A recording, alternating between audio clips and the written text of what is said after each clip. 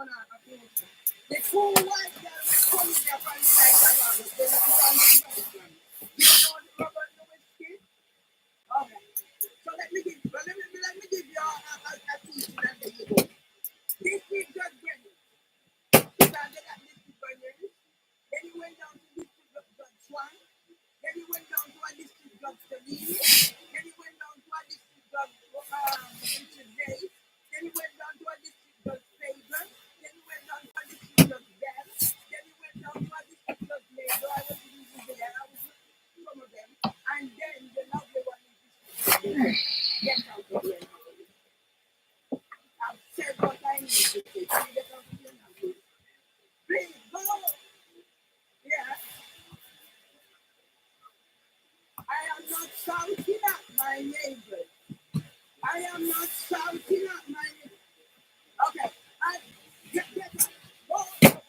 Get out. Pull out your voice. Quick. The one is down right on. Come on. I am not shouting at my neighbors. Get out. They are already and they are wrong. And you're going to eat your rest. Get out of here. Come. Yeah. Yeah. Okay. Go ahead. Go ahead. You want to know what day today is?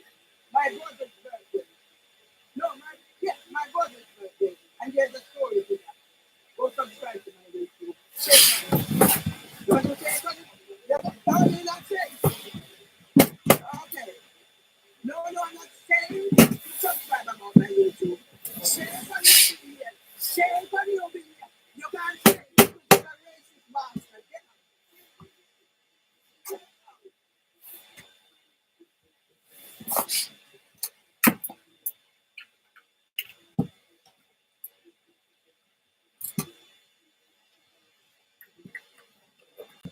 Democracy depends on a free press. Please support our independent journalism and democracy now.org/give. We begin today's show looking at growing resistance to Elon Musk's demands and threats to the federal workforce and how reporters should just. Yeah?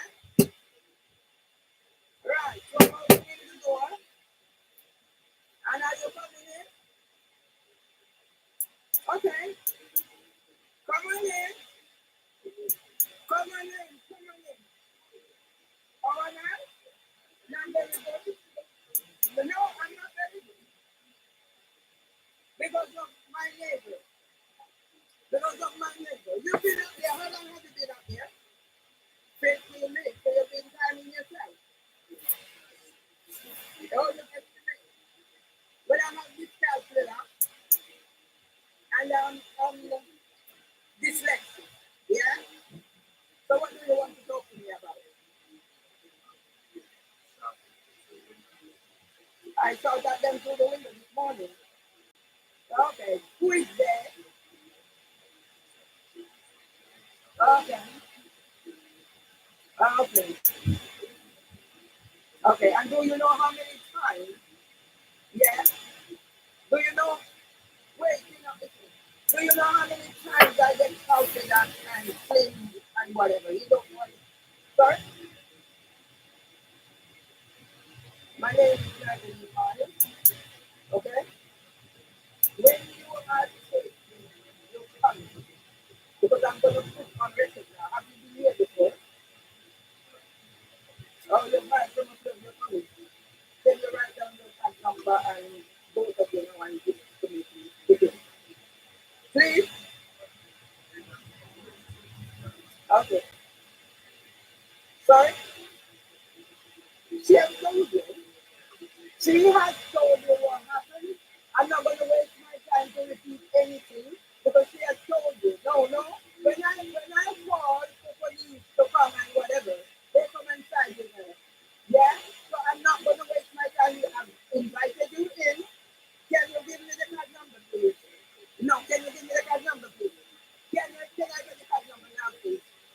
Please, I need it now, right now. No.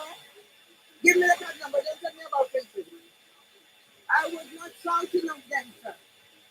Well, I was not shouting at them, sir. I was inside here. Sorry? Have you got any proof I was recording them? And what about when they're recording you? You're definitely very. Can I have this record number to that way?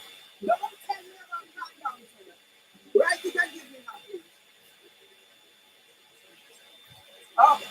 Okay. And you're deliberately doing that to trigger me. Write it down, please. Sorry? What do I like? For somebody to listen to me who is speaking the truth. What would I like to say? I do not want to say anything because I've spoken my truth. But you're not the one to listen to me. Sorry? This is God's wisdom. Okay, so you know about the injunction. This is God's wisdom. No, it wasn't this is God's wisdom. This is the nice one. So it comes down to, can I have it, please? Will you put your... Okay. All right, so I'm going to, before you go, yeah? The person who put the injunctions out, not district judge Beaton, district judge Beaton is the nice one. Do you know what an equality assessor is? No, not off the top of your head. You need some training. So I'm telling you before I go, I boot you out of it. Yeah. Wait, listen. Yes, it's relevant.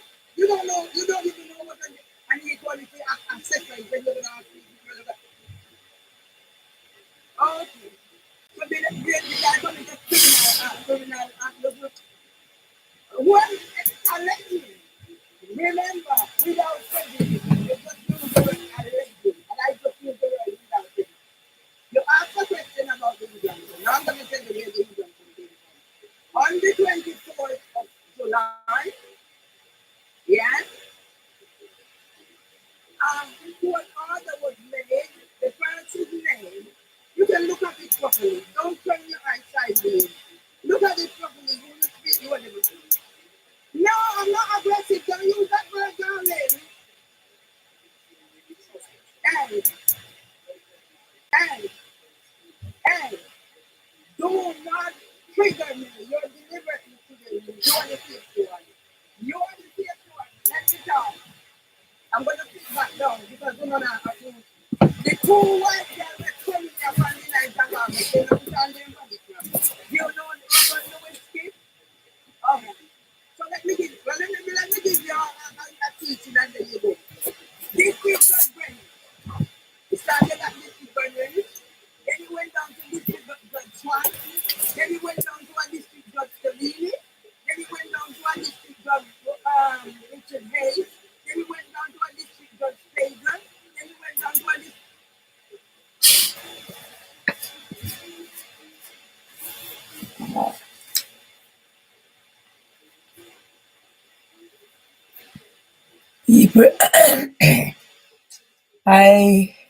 This is called self-preservation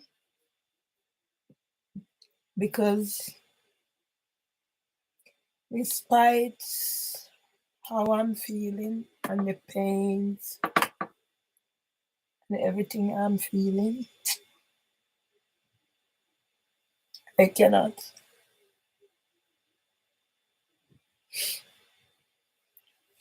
do anything to harm myself. And I wish God would take away the pain. Take away this pain, take away the loneliness, take away living in here like a criminal. I wouldn't mind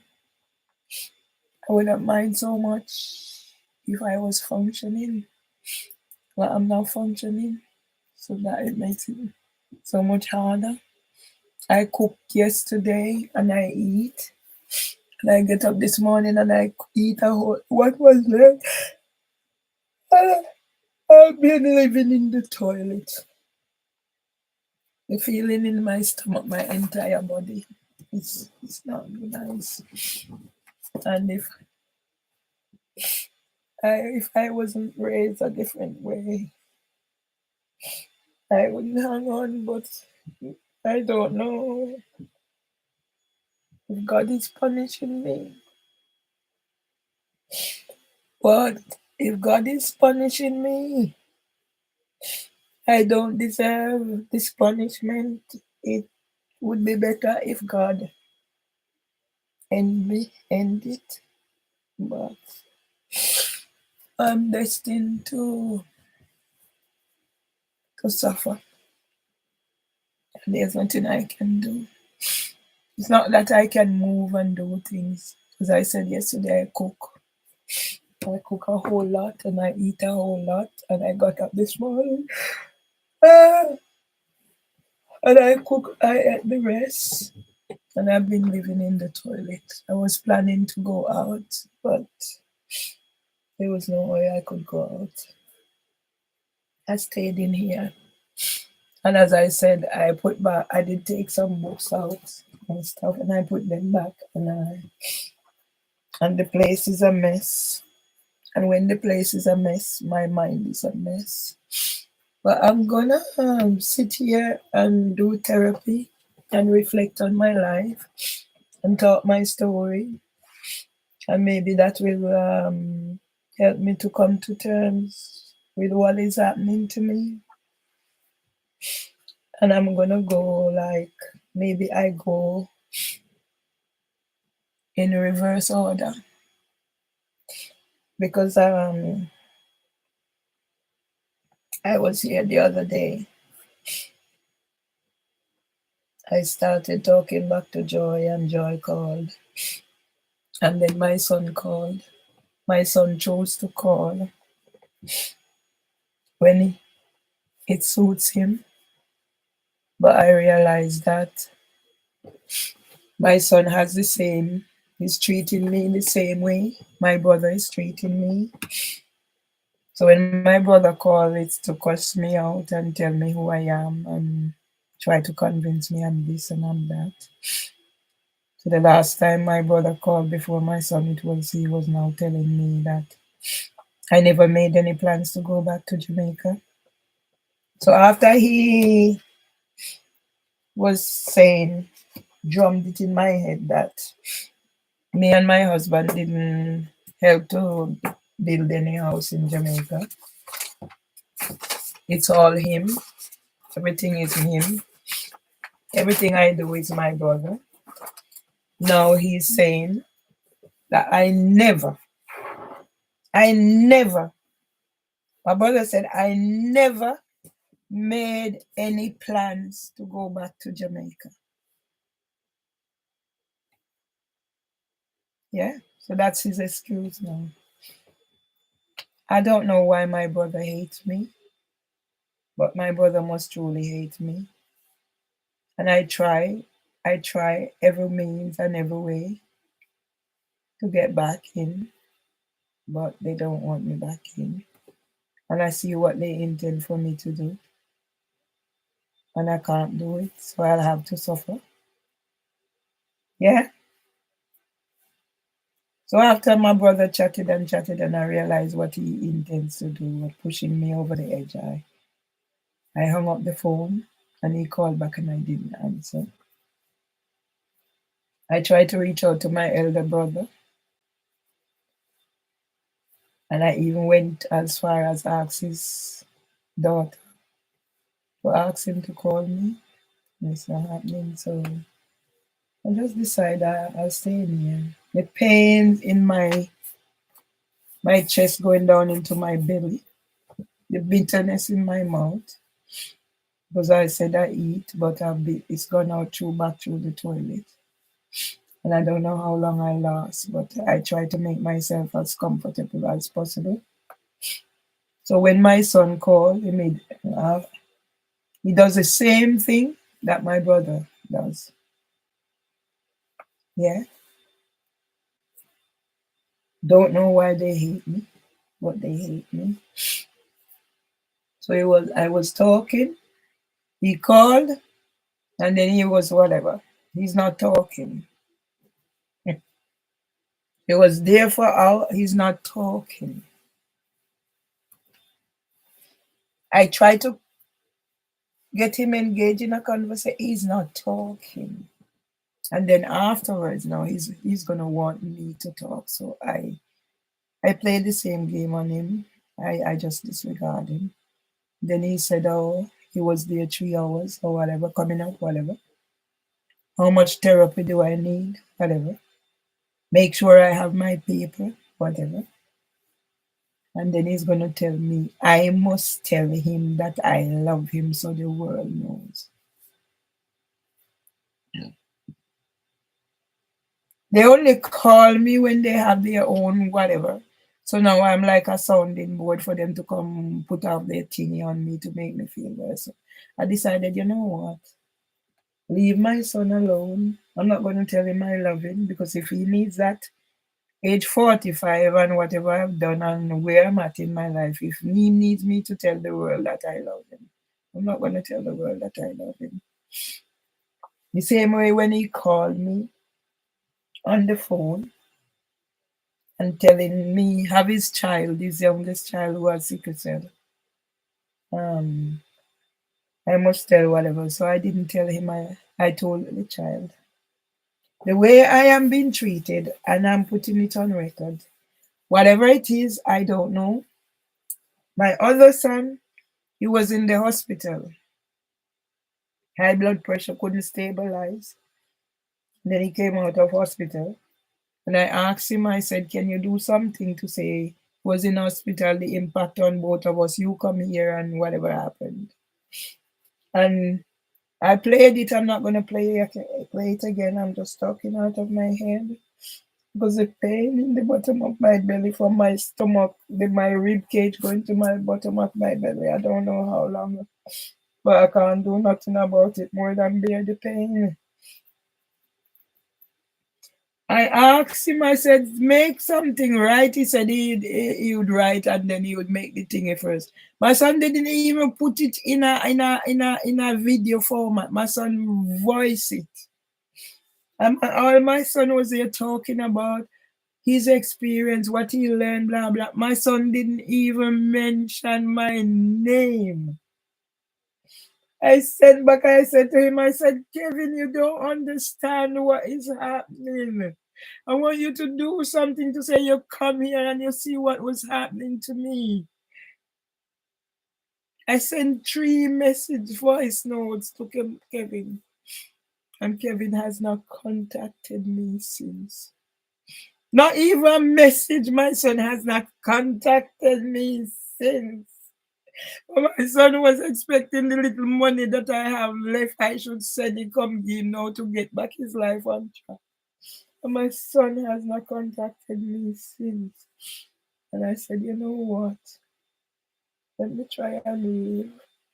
This is no life for nobody, but this is what God has ordained for me coming up 66. So I'll have to live. Yeah. I learned that my son's baby mother has gone and tell lies on me, and I'm thinking, why? How can a young lady who I help do that to me? And now it has finally dawned on me. Everybody is in the scamming. I'm here, I'm sat, I'm thinking about my poor Auntie Tilly and what she's going through, and not much I can do. From when my card got whatever compromised, and I went to the bank because I'm here waiting. So I see they send the PIN number come, and I said, okay, maybe I got it wrong. They're not gonna send a new card. They're just gonna send a PIN. I went to the bank yesterday. My rib cage going down onto all of my under my belly button. It's just the pain. My mouth is bitter, but there's nothing I can. It's like I'm glued. And if I move here, I might go somewhere where the thoughts overwhelm me and I just decide to give in. So I better I talk.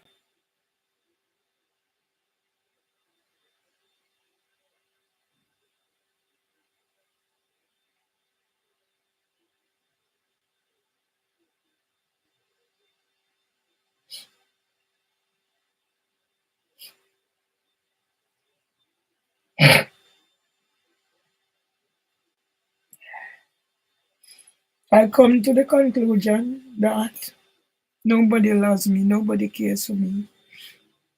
And I go back to my childhood when somebody tried to rape me and nobody believed me. All I did, I went and tell the bloke's mother. I said, tell him I'm not into this. So from very young, nobody believed in me.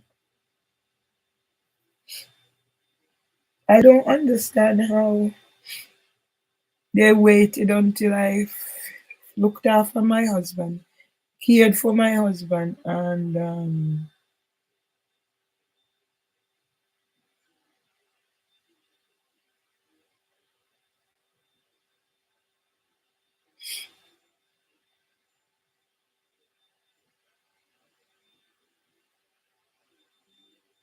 that is when now they're gonna try and let me suffer like this.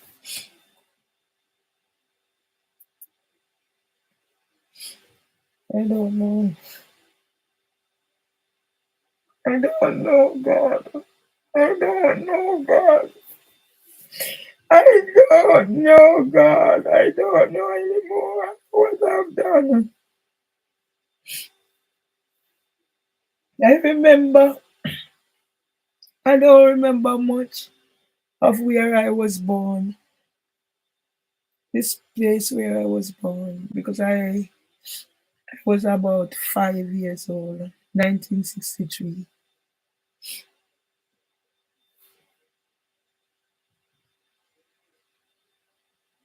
I wasn't even 5 years old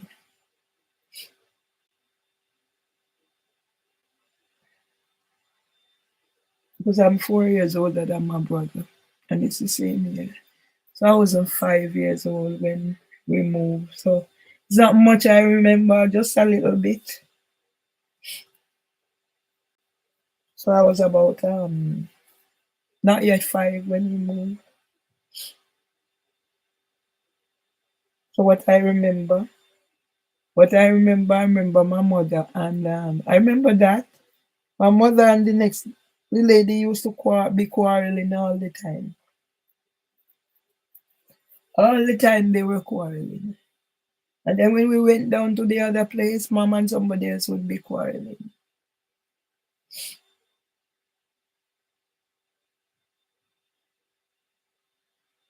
I didn't want that life for myself, but sometimes you have. Now I understand. You have to stand up for your right, and that's why I'm being penalized for speaking my truth. Imagine, I used to buy phones for everybody. Ex-boyfriend, this. I used to save up my eyeglasses because I always get 2 glasses. I used to save up my eyeglasses, save up my old phones, go give them away, do this, do that. And now I sit in here and I have how many phones? Plus my house phone and nobody to talk. Everybody have a life. I don't know. I never know it would come to this.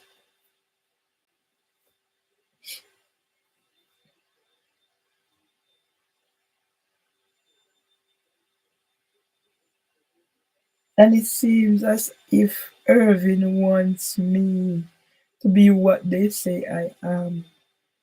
Huh? And then my son is gonna be there talking about if whatever a me, a him, a me them get it from.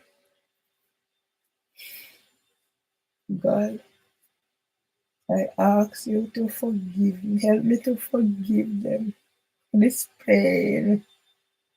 And I wish God you just take the pain away and let me go and sleep. Because I cannot do anything to help myself.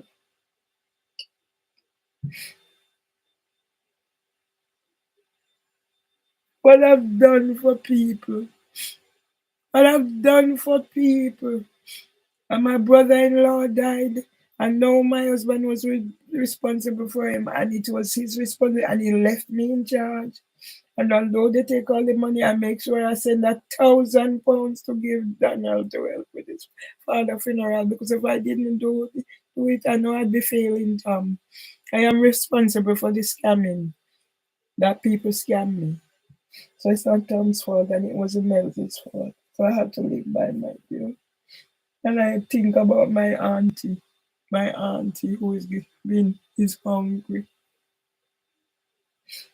And I'm looking down the same barrel because nobody cares about me. They come and they take what I have. And they still want.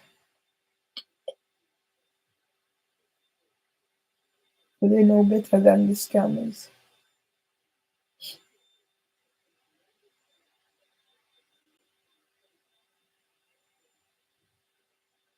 You tell me my son father don't see that I call this phone more than once.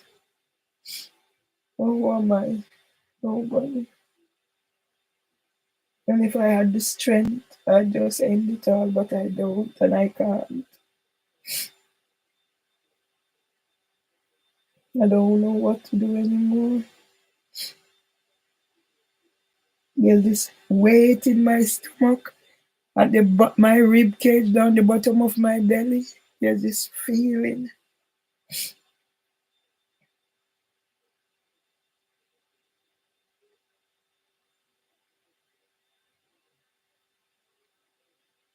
And I have to explore why don't people commit suicide? People commit suicide when they find themselves in a situation like, can you imagine 10 years coming up 11 years? Since I wrote to the recipient and I said, I am depressed. Yeah, I am depressed. I'm slowly dying of torture. And how many years later I'm here? Worse off than them.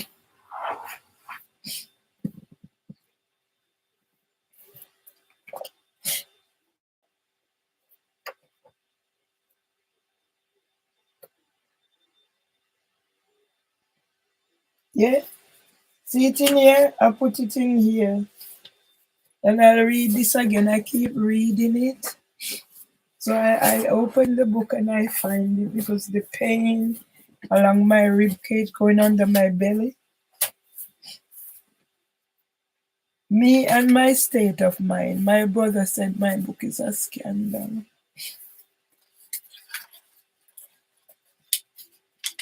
Folks, I do not want anyone to take this personal, but just to forewarn you about the state of my mind. I hope this will eventually give you an insight into who and what I am at the present time in my life.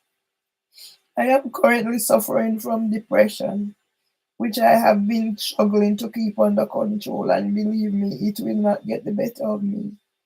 Sometimes I wish I didn't try to hang on and end it because I can't take no more of this.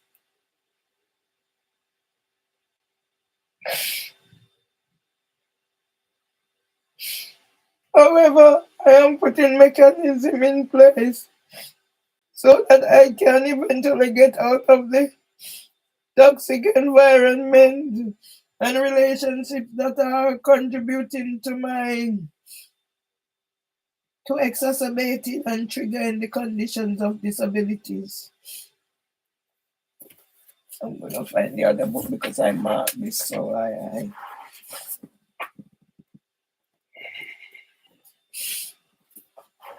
yeah.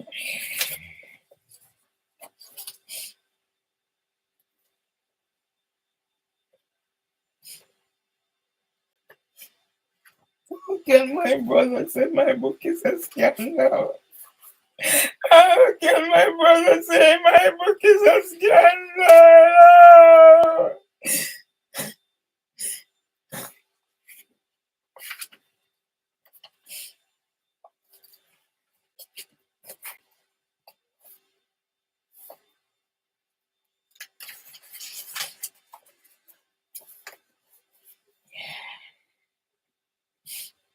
However, I am putting mechanism in place so that I can eventually get out of the toxic environment and relationships that are contributing to exacerbating and triggering the conditions of disabilities. Therefore, I'm making plans to be out of the UK before my 60th birthday, if God decides to keep me on this earth until then. I have I have some investments, everything is gone, which are tied up over the next 4 years without me losing out on premiums benefits. So I'll be around until then to collect them.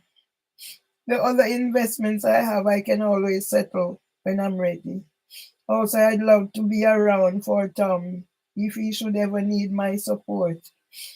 At present, he does get on my nerves, but I have developed a thick skin and refuse to let him dig too deep.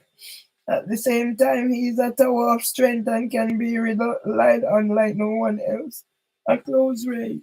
So why, after my husband died, he was asking me, I'll have the videos, are you sure you're going to be able to be all right when I go? And as soon as he's gone, my family and everybody else has left me to be in this situation.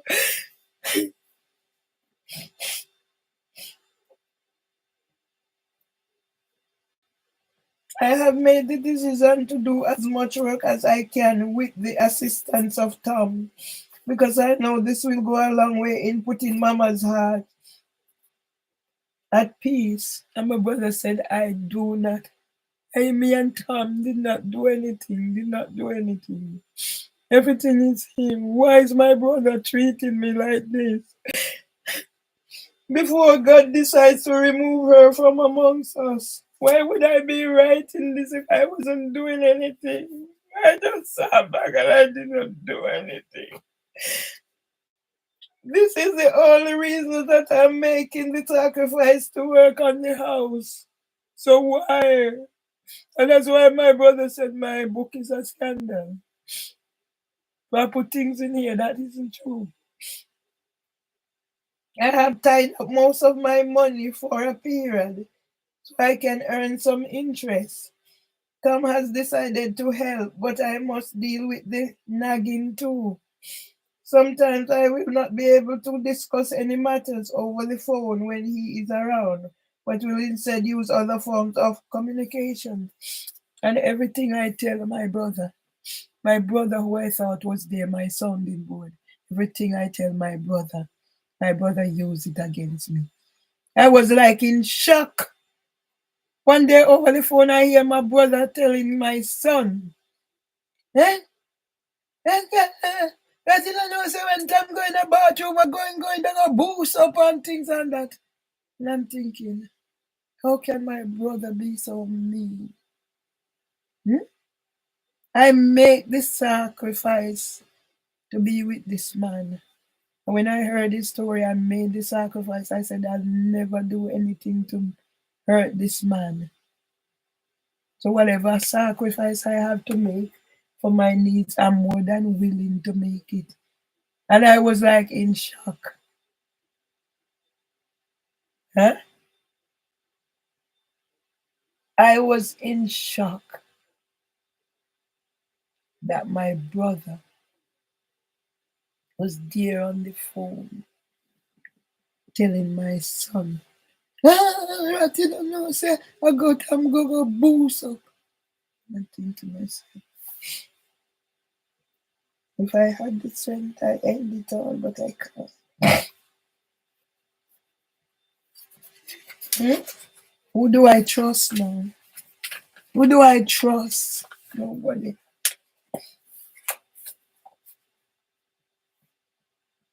Seriously, I do not care about having much in life if I have a room to call my own. I don't need more than a room. And no, my brother said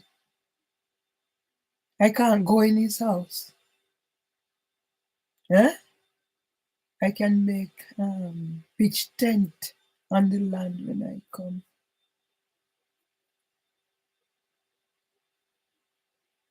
However, it is my wish to know that there is a decent enough family home for the family to have some sense of security. And that sense of security has been taken away from me. I have seen my parents struggle to provide a roof over our heads, and I know it was one of Ashta's dream to put up a decent house. So I'll be proud to know that I can make those dreams become a reality. All I am asking is that the hard earned money I sent.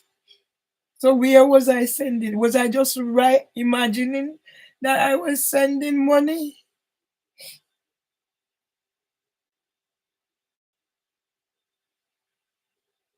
It's spent wisely as Tom keeps harping on about how hard I must work for the money.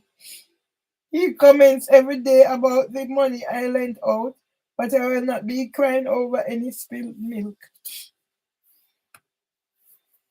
I didn't know I was gonna get scammed. I'm so naive and whatever.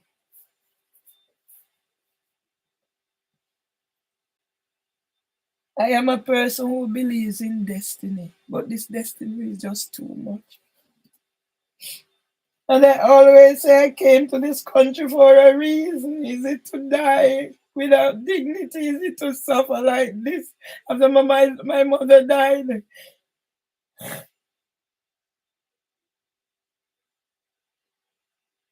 So now I recognize that it is time for me to pack up and leave before I am beyond repair. My brother said I never made any plan to go home. My brother has to find something to beat me with.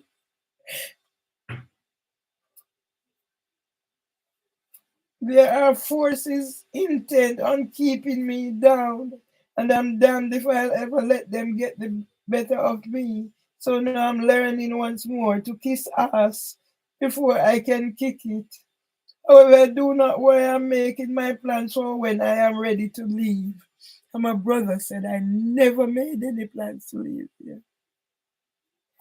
In the meantime, I am just humbling myself and walking with God. And how long is God going to make me suffer? I've been obedient. I try my best. So when I retaliate, who can vex with me? That God allow me now. 11 years coming up when I wrote and I said I'm depressed, I'm dying slowly of torture. And God is making me die of torture. And if I'm not careful, I end my life because I don't know when the suffering is going to become unbearable.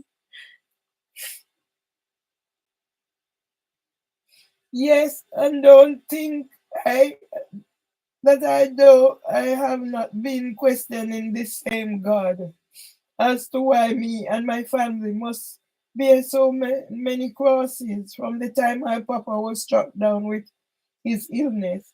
All I'm asking is please take care of my interests as I want to do what I think is best for my mom, who did so much for us as a family. I know my sons have been turned against me. And some of the things I hear my sons saying to me, do I deserve it?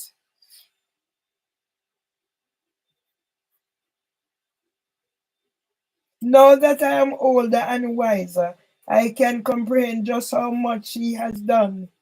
May God continue to answer my prayers and keep her from too much pain and suffering. Chat later, Ratty.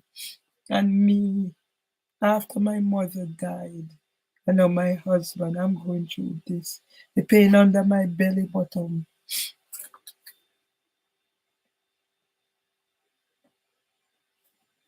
Yeah? My brother said, yeah? My brother said, yeah? When I wrote this, I was 56.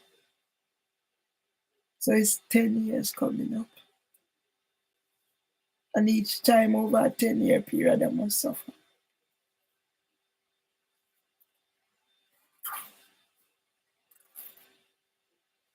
I must have been about 12 or so when my father was stricken with Parkinson's. He died really bad. It was started on, and he died when I was 20 and I had 2 children. And those 2 children come and turn against me.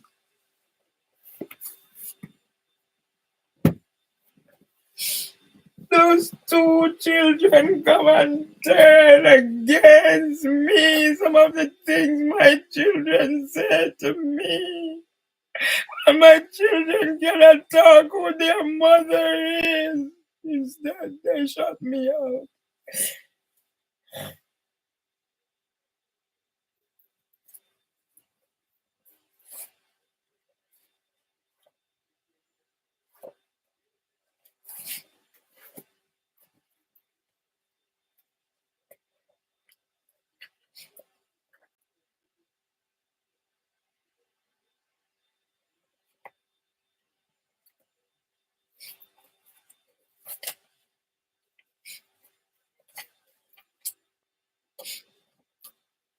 My rib cage, the pains. If only the pains would go away. If only God would let me function. So I'm functioning so I can get up, wash myself properly, cook a proper meal, eat and move about. But it's like I'm waiting to die. As I wrote slowly, I thought, why?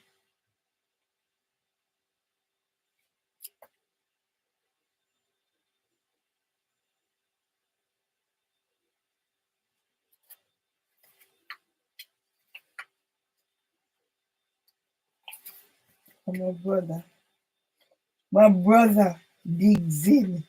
And then when I see my son with doing the same thing my brother does to me, and I'm thinking, from 2009, when my brother, in anger, said, I have 1.5 son. Do you want to know how you have 1.5? And said, I hate my son because his father didn't marry to me. And I asked my son, I said, Val, do you believe it? He said, he don't know. And to this day,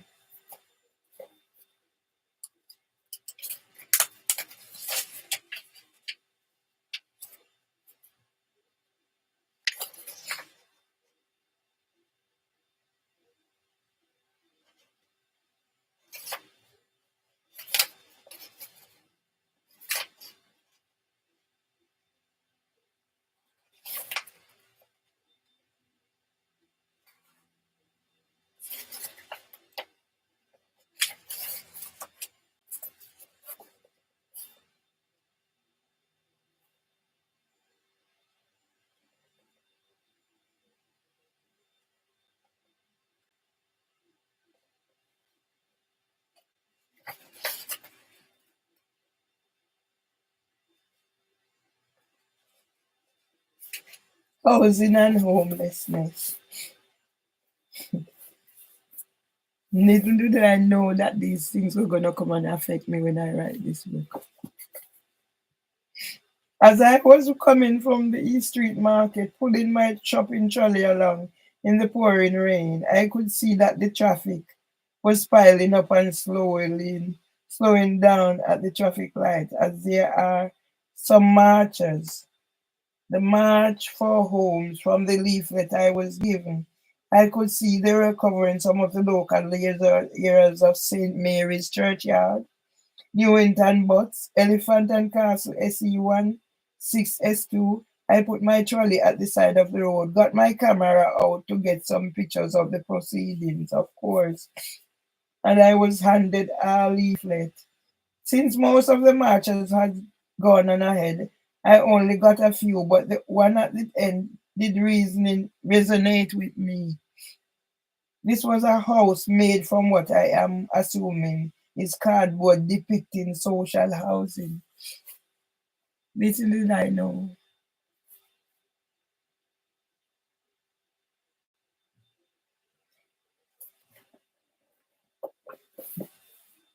I will read this. It's all in my book. So I'm going to take my book to court with me. I'm going to take my book to court with me.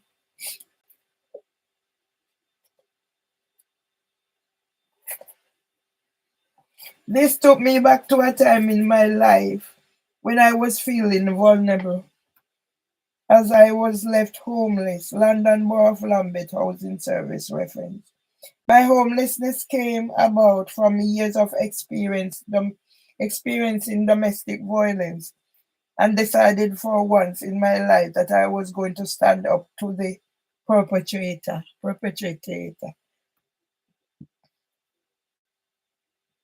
Since I decided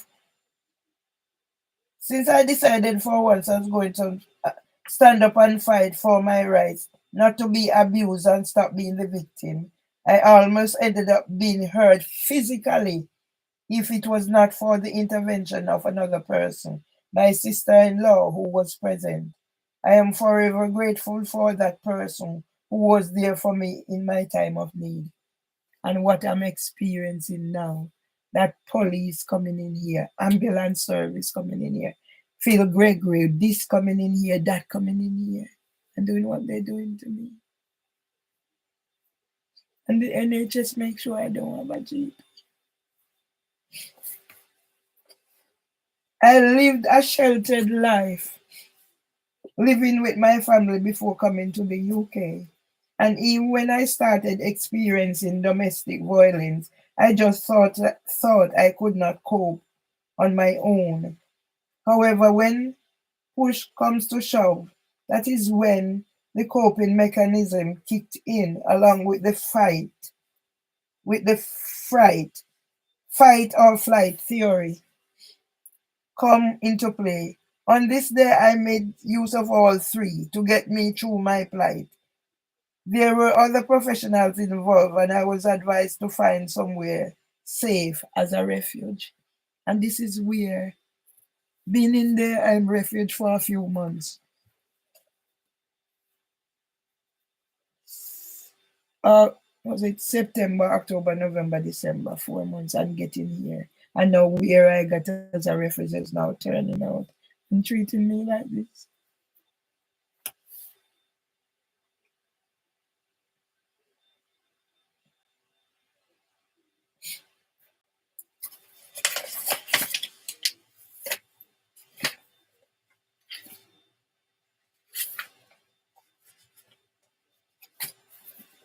I was rescued and living in a refuge because after interviews to get housing, I did not qualify because I did not fall into any of the criteria.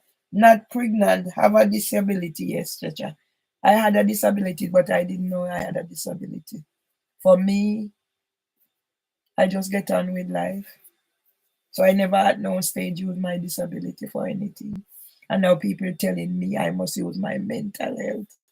And to go admit that I don't have a disability in terms of what they're saying about my mental health. So that's why the solicitor wanted me to take pill, and then they would agree. So they can get money out of me. After all I've been through.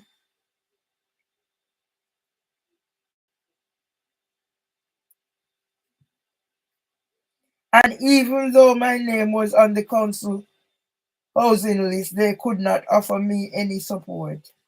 I was given a list of private home providers and eventually ended up in one of the refuges in the London Borough of Southwark. I was allocated a key person who worked with me until I found a home to live. I was advised to take actions against the perpetrator of the domestic violence, but chose not to. And I've still chosen not. And see now, I am made a victim. And I have all this written. Me and Justice Judge Beecham will have to talk. And then they'll see. Because I gave both the solicitor and the barrister a copy of my book. Phil Gregory got my book. Joseph, who came here, got my book. I give everybody a copy. I just give away. And they don't see all these things in there.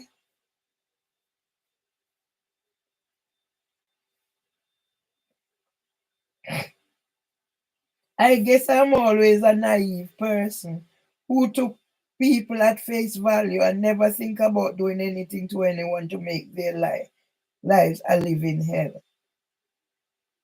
I do believe that I'm blessed and protected by the spirits of my family who are looking out for me. But why have they stopped?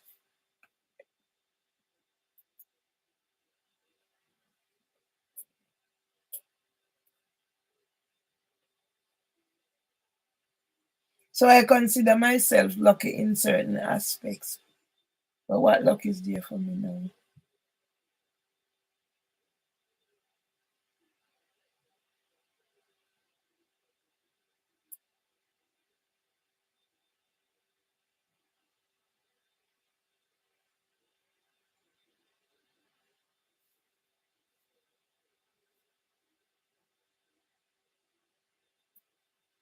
I don't want to just sit and do whatever. I want to be productive, but what else do I have? Nothing. So I do what's the best. Because if I can't go out, because I'm having whatever, I eat and it's just passes, goes back in the toilet. 6 times I'm in the toilet. I can't go out like that.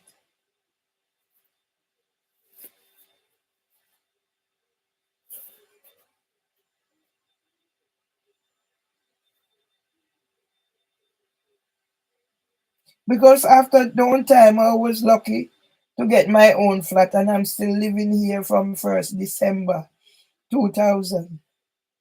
I was one of the lucky ones to be in employment, and I'm sure that helped my case in securing the flat, as I could pay my way and not be dependent on social services. And when I hear people telling me, "Oh, find somewhere else to live," I'm not working. I'm not. I haven't worked in 10 years. I don't see the entrapment. The little money my husband left, it's gone. So I have nothing. After 3+ months in the refuge, I got my flat through one of the housing associations that provide social housing for persons in my situation, housing for women. And the same housing for women now treating me like this. That I give people my book, they can't see. The district judge Beecham will have to talk. Will have to.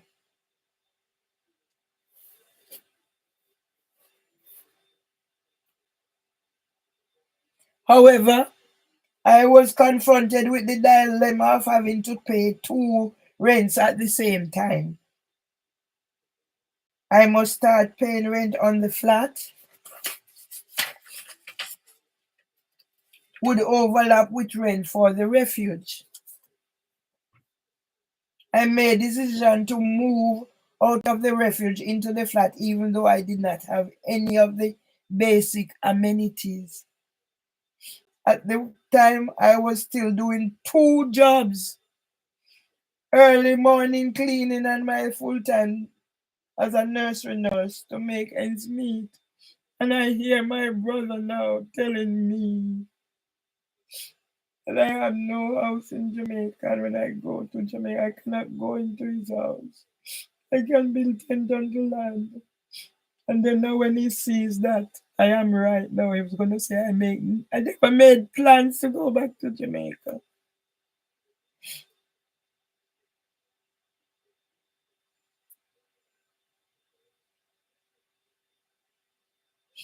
Therefore, because I did not have much time to spare, I moved into the empty flat and started off sleeping on the floor. I'm not lying. And my brother said my book is a scandal. To protect me from the cold and just got on with it. No, I spread lots of newspaper and layers of clothing on the floor to protect me from the cold and just got on with it. There was nothing new. This was nothing new for me, as anyone who grew up in the West Indies like I did, and is from my era, can testify to such an experience. I ordered my bed on my way to work and waited for the delivery and set it up as soon as it arrived. And my brother said my book is a scandal. I can't even, when I'm like this, not even cold water, I can't prepare anything. So I just have to keep going until I'm out of this phase and hope nothing too serious happened to me. My next door neighbor Tess was a tower of strength, and that is why I was upset that despite my intervention, she was not given the help and left to die on her own. Yes?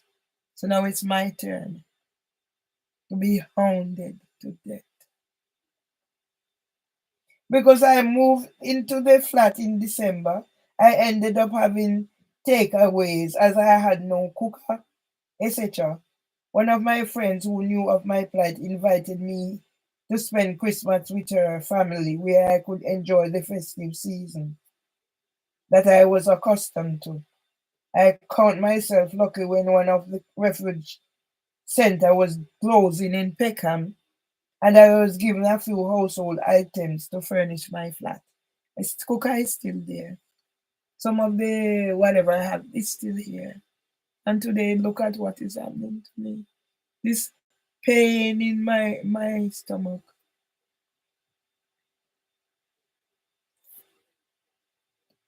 The cooker is still serving me well, and although I have gotten rid of some of the stuff, I am sentimental about a small child's chair that I consider one of the first things that I owned in my life. I must accept that our upbringing are totally responsible for the persons we eventually become, as some of my grandparents and parents' traits are intact in me. Eh? And I must not stand up for my rights. And you're going to send me to prison for my rights and leave me homeless? Well, let's see how it's going to happen. I am a hoarder, like my older folks, so find it hard to part with things that I believe others can benefit from. Growing up without having some of the basics that others took for granted have had a great impact on my outlook on life.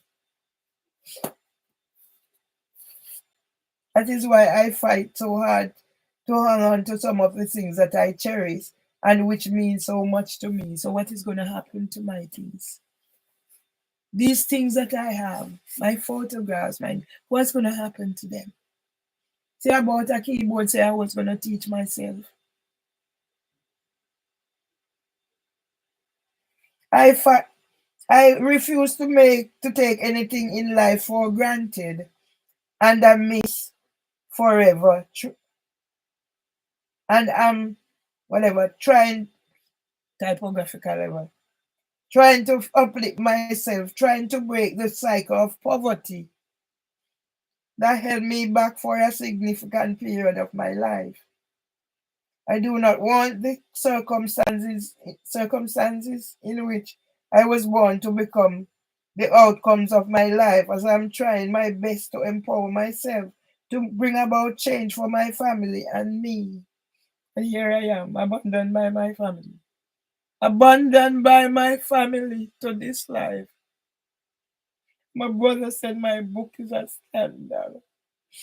On the leaflet I got, I can see Diane Abbott, MP, listed as one of the speakers for a discussion on Tuesday the 10th, February 2015 at venue Walworth Methodist Church, 54 Camberwell Road, London SE5 OEW. I spent last week listening to the politics show on the TV with her and others, as I intend to do a feature. So from when I'm writing, and now you're going to tell me to remove things I pay my money for, and it's part of injunction? Updates. So now I can go and see her in person and hear her views about some of the matters that are important to me in my area of South London. But look what they done to Diana Abbott.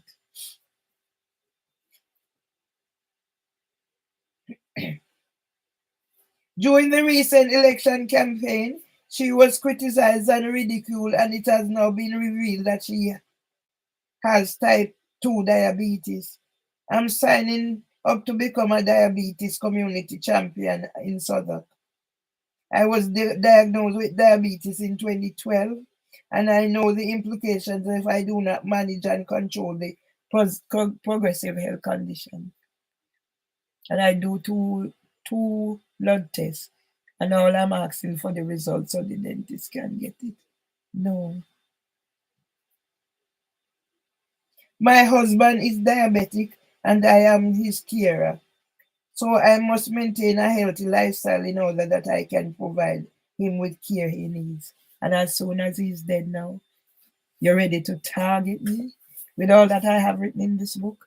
I have Miss District Judge Beecham home to hand to her because that's my updated evidence. I will hand it to her in court.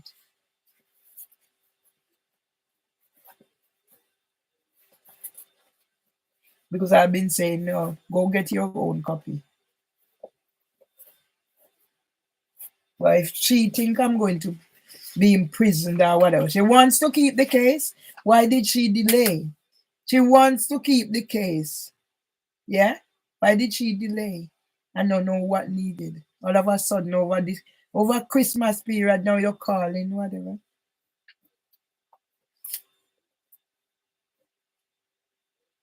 I have done all the diabetes programs since the time I was on borderline to now.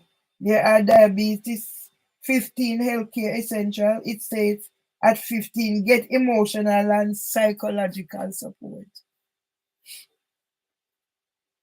Being diagnosed with diabetes and living with a long-term condition can be difficult.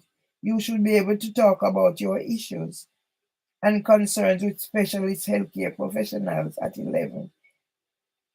Receive care from a specialist pediatric team if you are a child or a young whatever. And now you abandon me, left me to what? To die without dignity? Because that's what the NHS has done.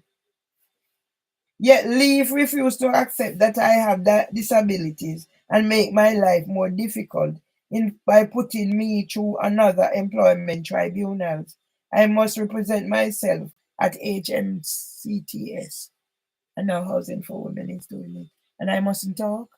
Well, I'm going to talk because I will be talking my talk. So it will be more than, they can plan for more than an hour.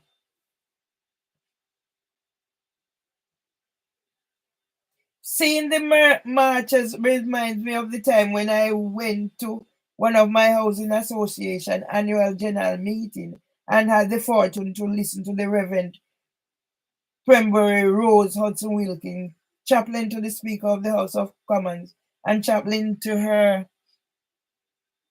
Majesty the Queen, talking about her life growing up in Jamaica. And now what is happening? I wrote to her, asked her, can you mediate? She said no. She can't help me.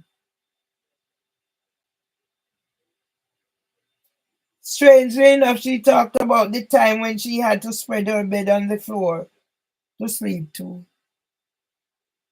I realized we had similar upbringings, but anyone from that era growing up in Jamaica can share their stories about such upbringings. I was in for an even bigger surprise when we were mingling after the meeting and she asked where in Jamaica I am from.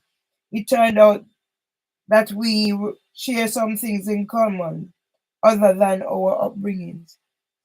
So I found out that her grandmother, I know, Miss Desport and my mother are related.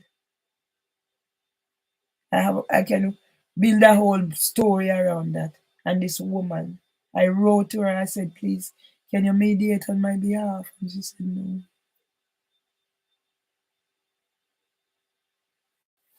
Her family and mine are from the local area, and her grandmother and my mother are related. During her speech, she said she would be going to Jamaica to get recording of her mother telling of her life story to start writing her memoirs. And me have my thingy there, everything I've written is gone. And you're going to put an injunction in place to tell me to remove whatever.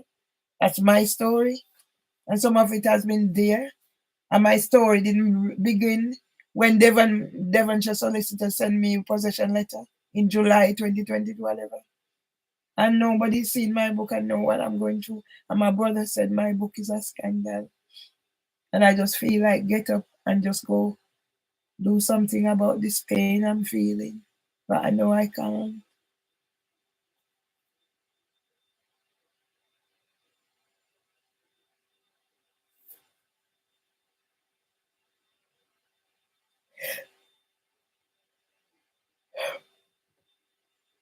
Each time I witness events like this march along the road in my local South London, the memories of my life, whether good or bad, comes back, and I have no alternatives but to remember aspects of them. Times are certainly changing.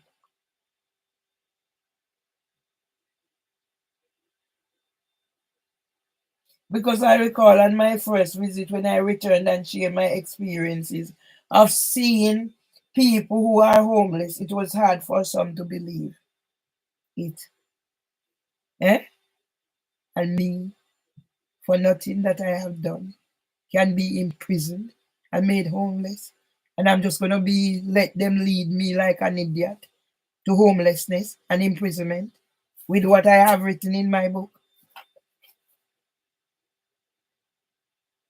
However, almost ending up homeless myself, this was just another of the experiences in my life that helped me to understand more about some of the issues that we all must deal with at some stages during our lives. Yeah. So when I class this madam, I'm gonna class her properly. I will class her, and I will make a book of whatever, and I will put the fact in there. Yeah, I didn't watch the ITV show, but because it came on my brother's birthday, I'll make most of it. I will. It's mine. Yeah? So this is what's going to tell the story of a country where whilst you're preparing, you're sending my husband birthday card, there's a housing association that is doing whatever they're doing, and you join in with them because you don't know. So you're going to be tarred with the same brush. Yeah? She will be tarred with the same brush. And then we question, did she have a hand in Diana's murder to be queen? Speculation, of course.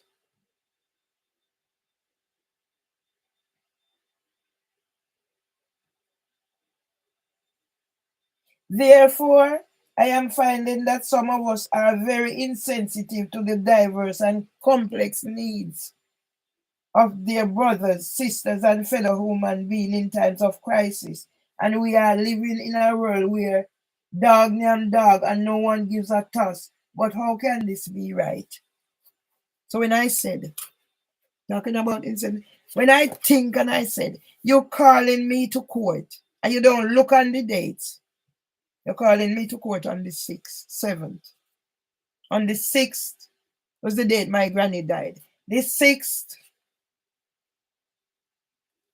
then 7th, I was in the hospital. No, March. The 8th is my husband's birthday and an International Women's Day. And you're calling me that time. What are you telling me? You're going to evict me.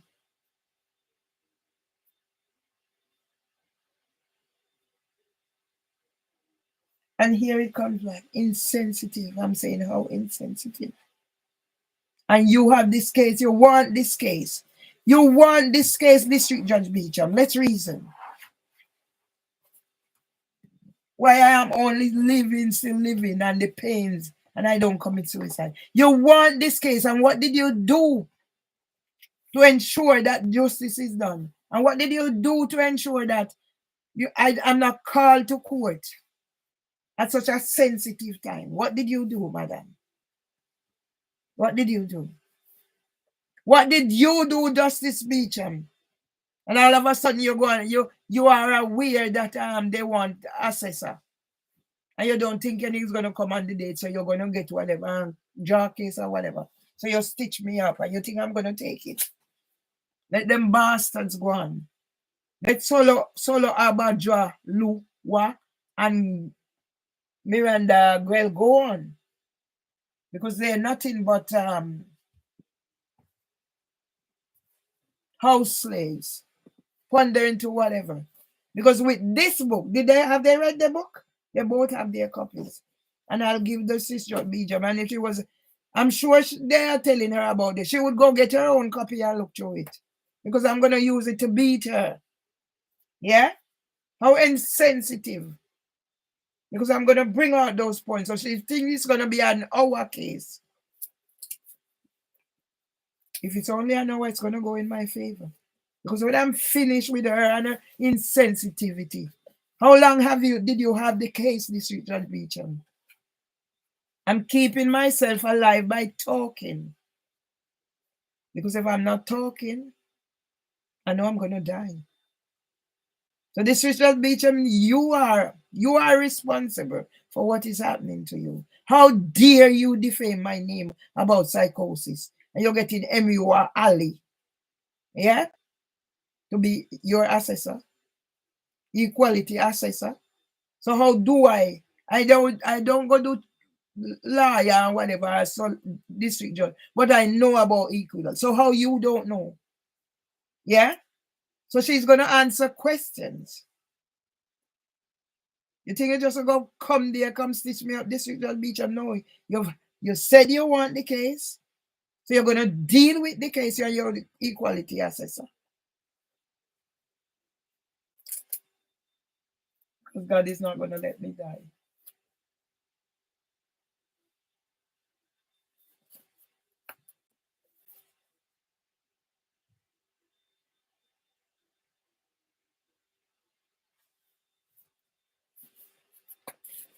God alone, only God alone has the answers to any of these queries for which I am still searching. You think me not going to talk about pedophiles? Or a sapper who sent me out to pedophiles?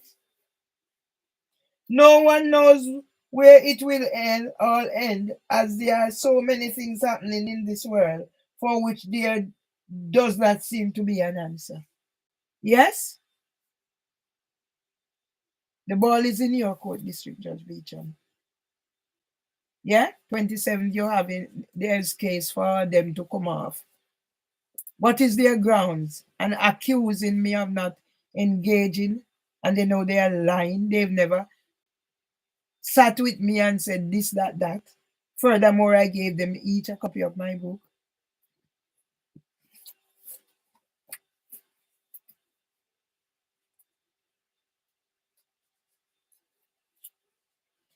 Updates.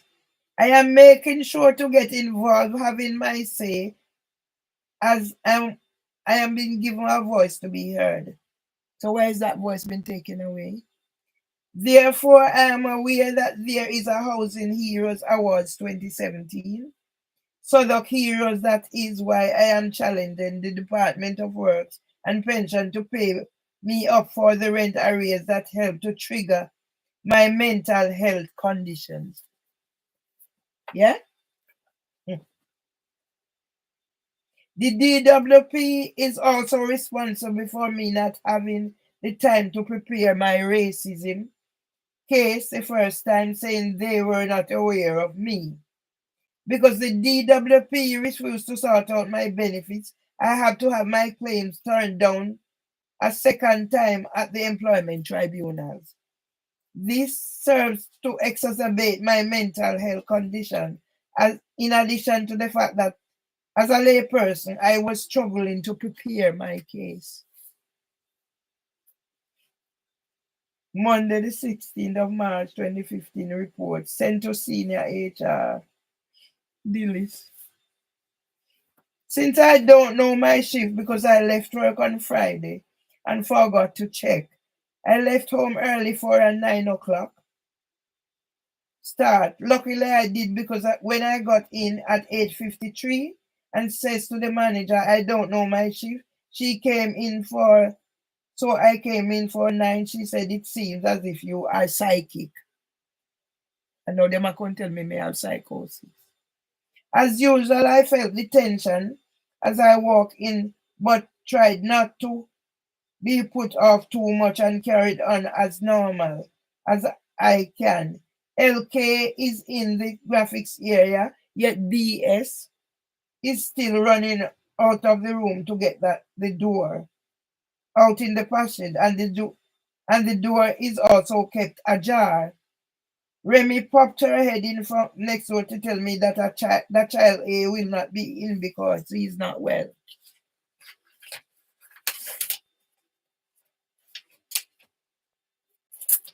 When I get the chance, I pass the information to BS, but she just looks at me and don't respond or acknowledge me. So I went back to my job. Child BT send comes in at 9, and the carer is trying to settle him into the room, telling the children, child A and others who gather to greet him to let him settle first. He didn't want to go down, so I offered to take him. I'm using early intervention strategies with him throughout to help him settle. I took him to the table with the Play-Doh and is trying to get him to interact.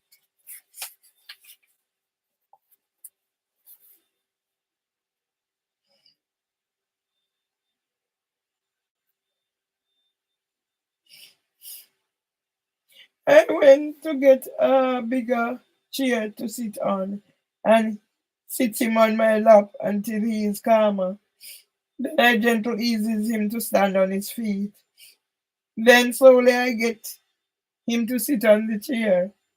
I gave him the round plastic cutter that he is playing with, spinning, and then throwing it on the floor. Child A comes over and is using the Play-Doh to put round his hand, but after a time he starts pushing her away. I have been explaining to the children about child BT needs, so she knows he needs his space. After a time, child BT wanders away but goes into the bathroom and is doing what I have seen him doing lately. Pulls out the nappies and wipes and throw them on the floor and is trying to climb up.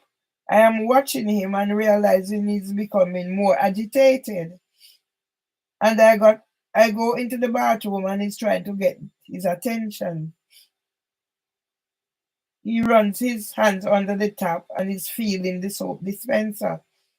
Then goes back to trying to climb up. I lifted him up and put him on the mat and he feels it. Then he's crying again. So I lift him down. He's getting more agitated, throwing himself around, and I'm conscious there is a protruding piece of skirting and the rubbish bin that could pose a health hazard.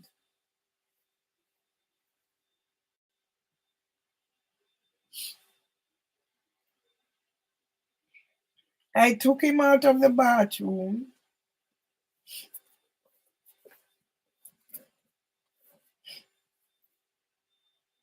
back to the table with the Play-Doh. He's spinning the Play-Doh around on his hand once I got him to settle. At 10 o'clock, I wash child BT hands and takes him to the snack table and tells adult R to let him have snack.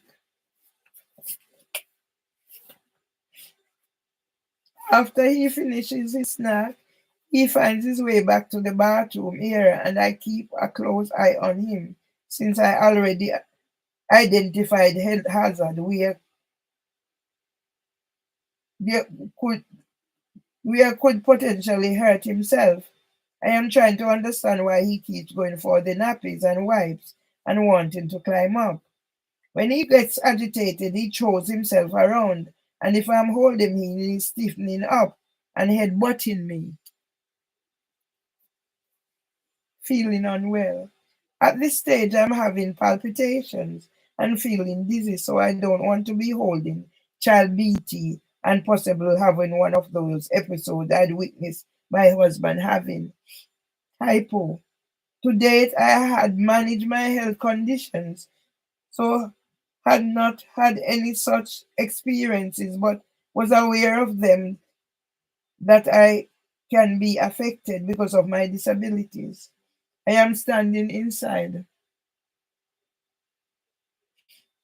the bathroom, keeping an eye on child B, T, and I can see adult BS in the kitchen chatting to manager LK, and she has been there chatting for nearly 10 minutes now. Since others were monitoring my time, I started doing the same and monitoring theirs as part of my defensive practice.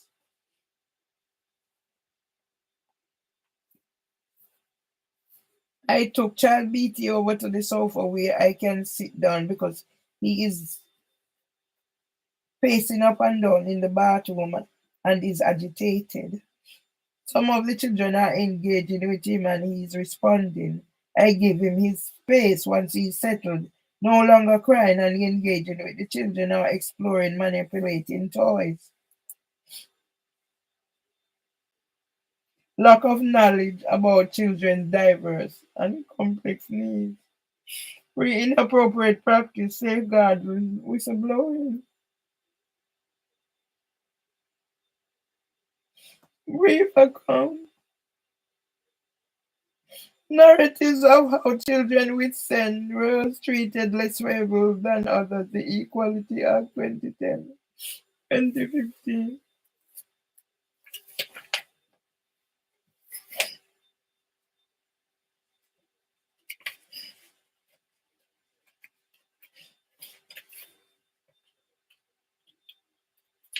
I wish God would take me out of this suffering because I don't deserve this.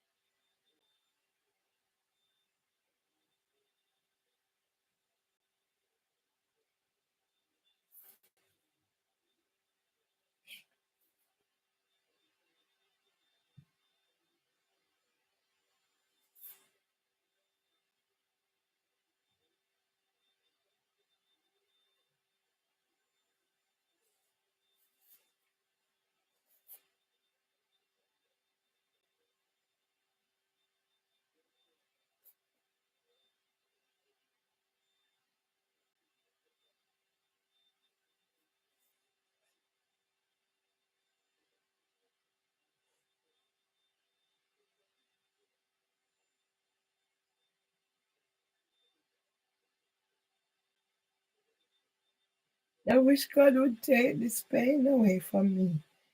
I only wish God would take this pain. Don't have me have this pain. Let me be able to function. So I'm eating, at least for my health. But no, God has to punish me and I don't know why.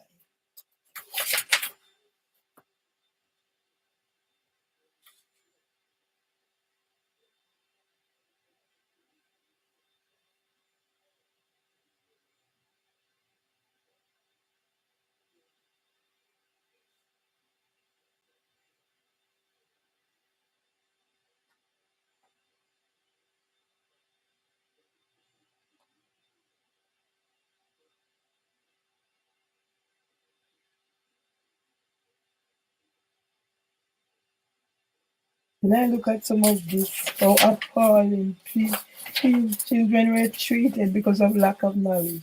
And now, I am the one. Yeah? I am the one. Yeah? I'm not treated any better. Yeah? I am the one now. Who's always there. Now I am the one to be treated. Yeah? And nobody is hearing me. I'm here.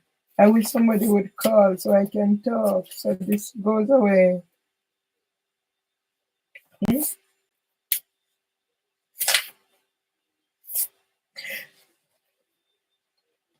Yeah? Facebook take away my how many creative account. All the things I've written there. My website stolen. Everything, LinkedIn, everything. And now if I go on whatever, even my own thing that I've uploaded, Instagram is stopping me from commenting on it.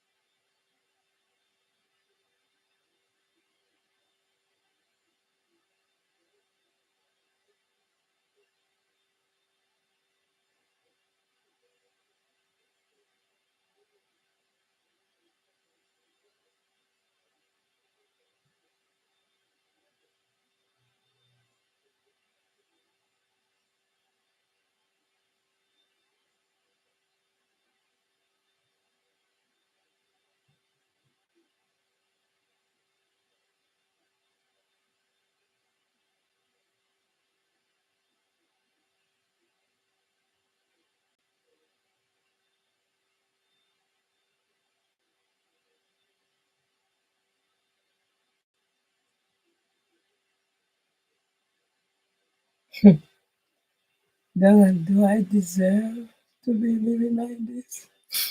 Do I deserve to be living like this? I don't know. I don't know. I don't know. I don't know. I don't know. I don't know. And I shouldn't be living like this. But I've been condemned to live like this because I refuse to take my own life.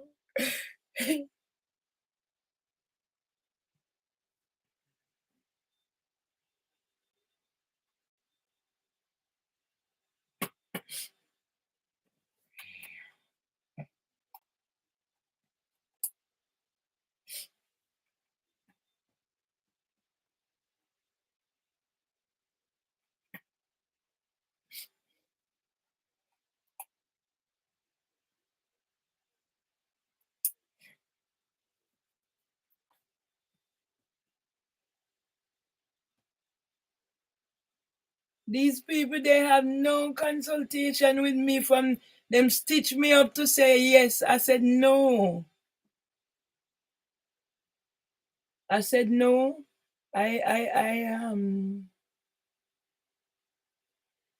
I have my proof. I've never done this. They said nobody will allow me to talk. No judge will allow me to talk. Yeah, they will have to talk for me. And from they go ahead. They left me. And now they're coming off the case because I am not engaging. I'm not giving them things. Eh? So yet you go to court on the 9th. You didn't consult with me or whatever. I wasn't needed. So go ahead.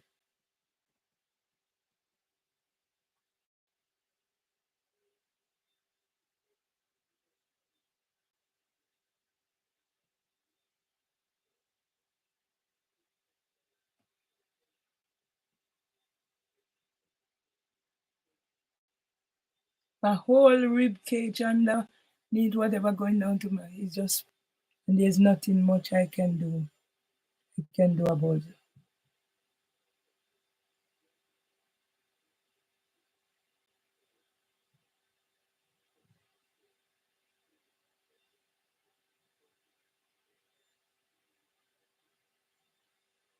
What is happening?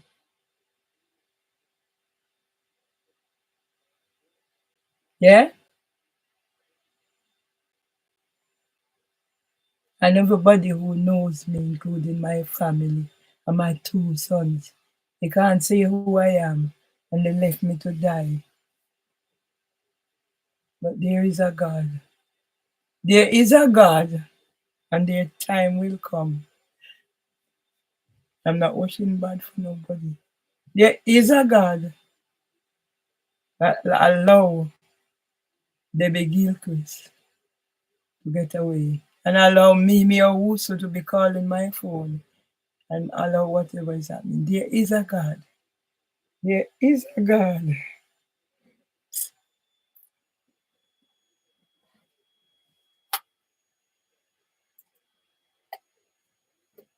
So if I can write that, it is there. Somebody will see it one day. It's in my book. Somebody will see it one day. One day somebody will see it and highlight this fact.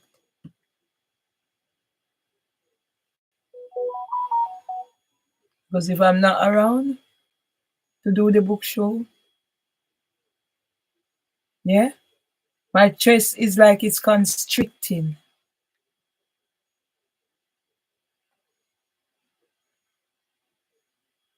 How can I have 2 sons? How could I have 2 sons that I make sacrifices for? And they can't do nothing. How can I have 2 sons' father? Who if I call and they don't see missed call to check up on me to say, are you okay? We're like father, like sons, I guess. My son said if whatever is me, them get it from. All right. The thing I'm not going to take, the thing I'm going to cover up what they are doing to me, I'm not going to cover it. They come and they take the money. My brother tell them, don't leave me with any money.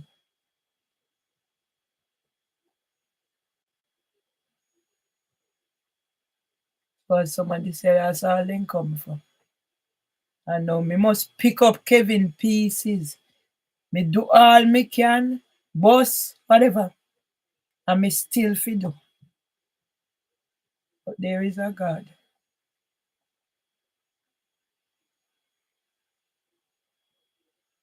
There is a God that knows my sorrow and know my pain and know what's happening to me. There is a God, mighty God, that allows me to suffer, nevertheless. But this is teaching me. Teaching me. It's too late now, so not much I can do. But this God is teaching me. Yeah? And Facebook is going to be sending me email, miss updates, Michael Sinanan made a post or whatever. Eh? So now me must go there and go engage. After you take away my how much account? How insensitive. Who is Michael Sinanan?